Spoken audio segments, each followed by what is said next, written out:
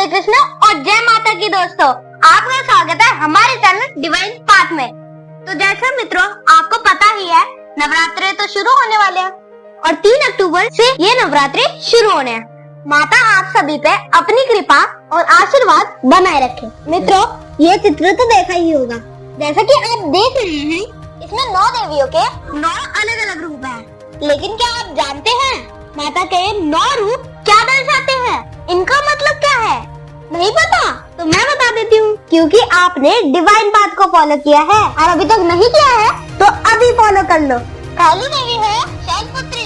शैल मतलब पर्वत, पुत्री मतलब बेटी, मतलब पर्वत की बेटी। क्योंकि ये पहला अवतार है इसलिए इनका नाम शैलपुत्री है, क्योंकि ये अभी पुत्री रूप में है, अभी इनका नाम नामकरण नहीं हुआ है। स्वरूप भी एकदम सामान्य है, एक हाथों में कमल तो दूसरे हाथों में त्रिशूल है। कमल कोमलता, शांति, प्रेम के लिए और त्रिशूल रक्षा के लिए। दूसरी है ब्रह्मचारिणी। इस रूप से आप एक कन्या का भाव समझेंगे, एक कन्या जो अब थोड़ी बड़ी हो गई है और अब वो अध्ययन कर रही है, पूरा ध्यान अध्ययन पर है। सफेद कपड़ों में, हाथ में कमंडल और दूसरे हाथ में माला है।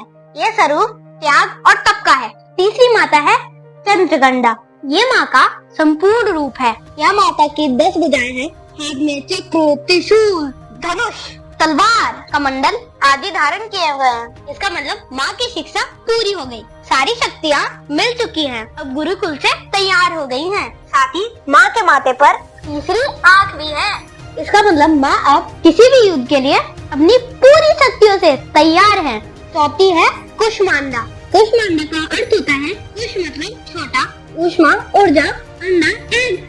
ये जो माँ का स्वरूप है ये कॉस्मिक एग का स्वरूप है। ऐसी मान्यता है कि इस स्वरूप से माँ ने ब्रह्मांड की रचना की। अब इस स्वरूप की महिमा गर्भवती स्त्री से कर सकते हैं। अगर आप ध्यान से देखेंगे इस स्वरूप में माँ एक मटके को भी लिए हुए हैं। ऐसा माना जाता है कि इस मटके में अमृत होता है, यानी कि नया जीवन देने वाली। पांचवी है स्कंद माता। अब ये स्वरूप एक पुत्री से कन्या, कन्या से स्त्री, स्त्री से गर्भवती और अब गर्भवती स्त्री से एक माता के रूप तक आ गई है। यहाँ आप देखेंगे माँ ममता वही है। इसमें आप देखेंगे अपनी गोद में अपने पुत्र को लेके बैठी हैं, जो कि भगवान कार्तिकेय हैं। छठी है कात्यायनी। इस स्वरूप में माता ने महिषासुर का मर्दन किया। जब एक स्त्री माँ बन जाती है तब वो शक्ति स्वरूप हो जाती है।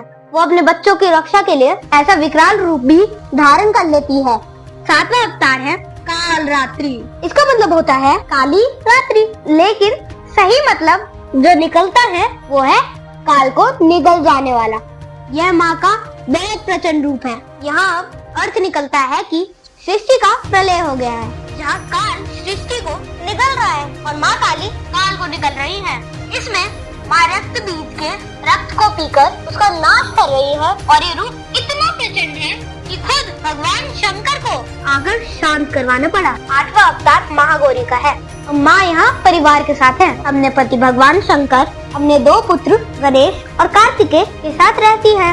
9वां अवतार है सिद्धरात्रि, जो कि अंतिम अवतार भी है। इस अवतार से समझा जाता है कि माँ सभी अनुभवों का ज्ञान ले चुकी है। अब माँ आने वाली पीढ़ी को धर्म का ज्ञान दे रही है। अब वो भक्तों को वो सब देती है जो वो मांगते हैं।